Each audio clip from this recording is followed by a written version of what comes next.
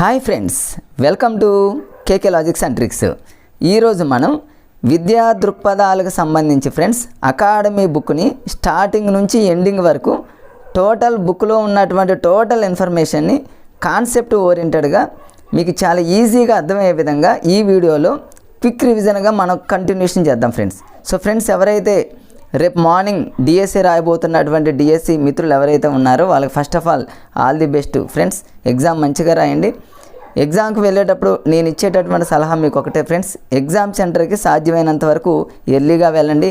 మీ దగ్గర hall ticket అదేవిధంగా ID proof ఈ రెండు క్లియర్గా మీ దగ్గర ఉన్నాయా లేదా అనేది ఒకసారి చెక్ చేసుకోండి ఫ్రెండ్స్.